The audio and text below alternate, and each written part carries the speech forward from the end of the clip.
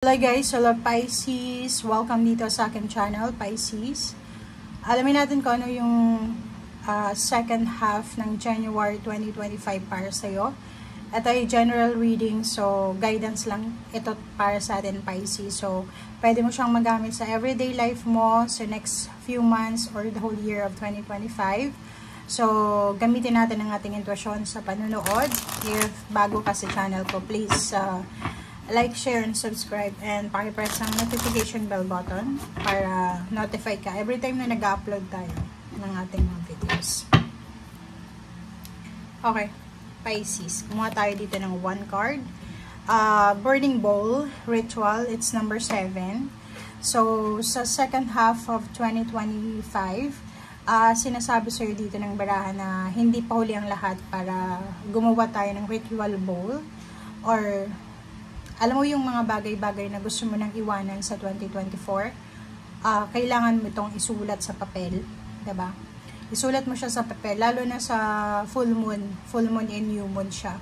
Okay, so yung full moon natin is January 13, yung new moon natin is nasa 27, 29 na siya. So, dito sinasabi na hindi pa huli ang lahat para mag-ritual tayo, mag-affirm, mag-manifest para sa whole year 2025. So, madali lang to. Napakadali lang. Kumuha ka ng papel na malinis na papel, like bond paper, or kung ano pa man na papel na walang sulat. Gumamit ka ng pen, pencil, or kung ano pa man. Pero mas maganda yung pen. Pero, ako yung ginagamit ko is yung marking pen, marker, diba? So, para mas mark talaga siya. Sulat mo doon yung mga gusto mo nang iwanan sa 2024 and sunugin mo siya.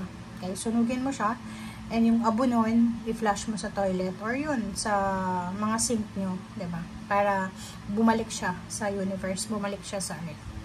Okay, so yun. So, pwede mo itong magawa, Pisces, for this second week of 2024 ng January.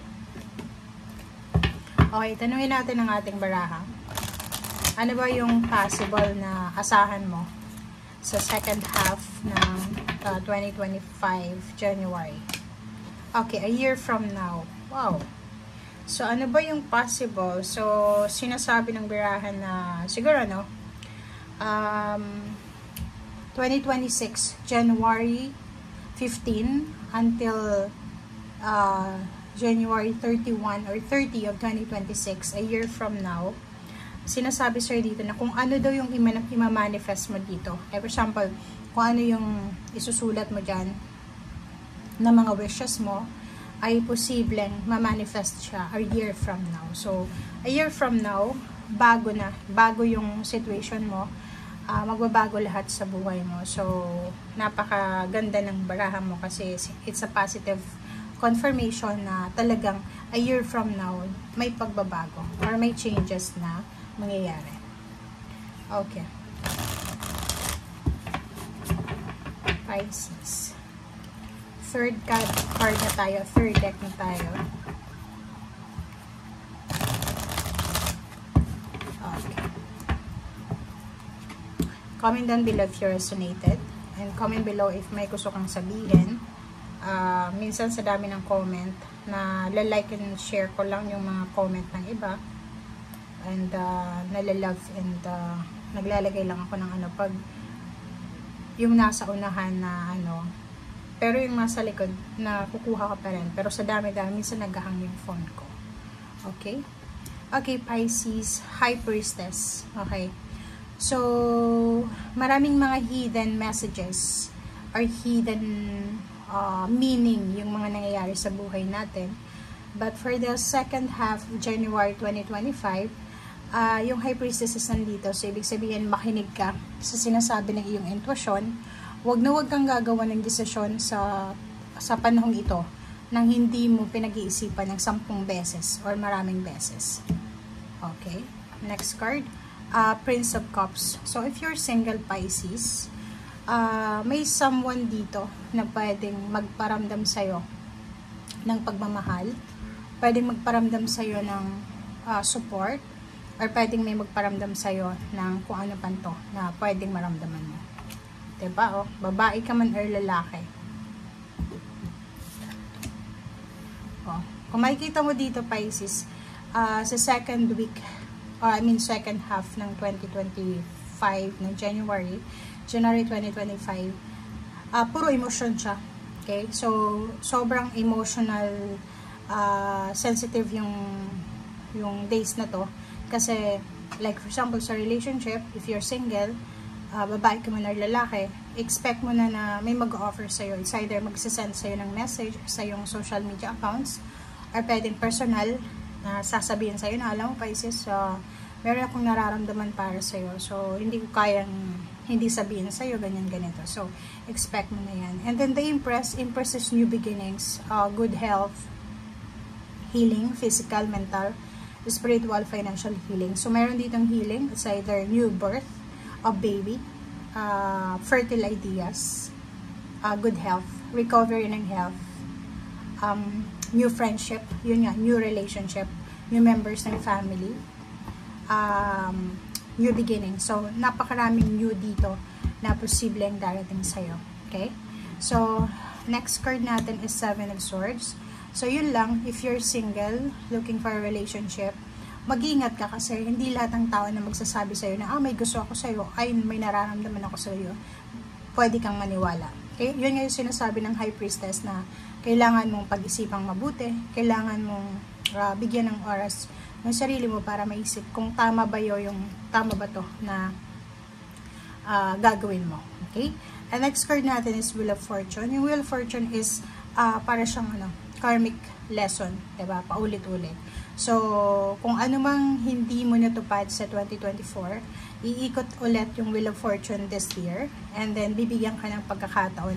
Since katabi niya yung Empress, sinasabi na bibigyan ka ng pagkakataon ng ating universe, ang ating Panginoon, na magkaroon ng time para ma-correct yung mga mali natin, mistakes, errors, mga defaults, and at the same time, makapagsimula tayo ng buhay na gusto natin. And yun, maraming karmic lessons, karmic blessings, karmic justice na pwedeng dumating sa buhay mo na hindi mo in-expect.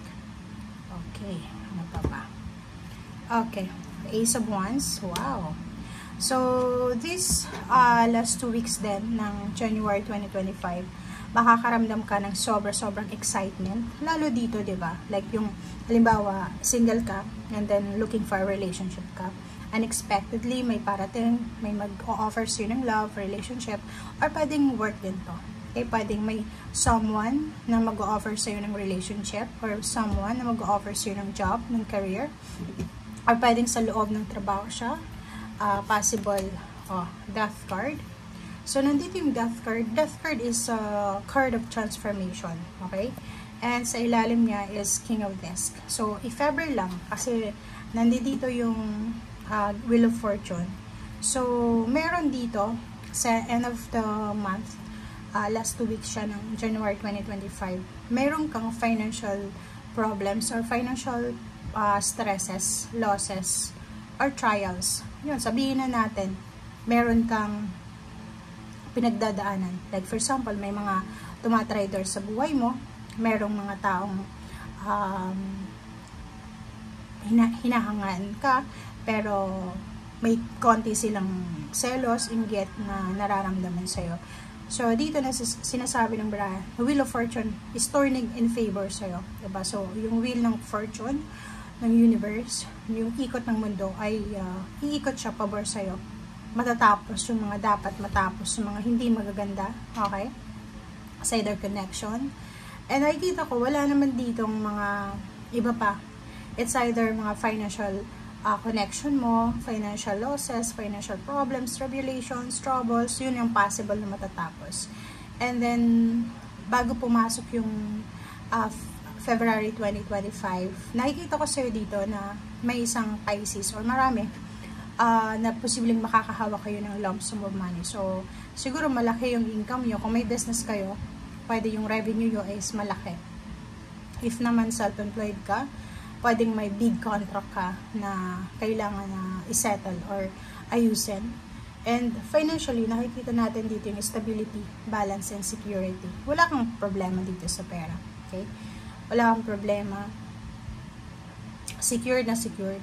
Okay? So, mahahawakan mo yung pera na talagang pinagpaguran mo. Okay? So, yun ang nakikita natin, guys. Okay? Thank you for watching, Pisces, and see you again. Bye!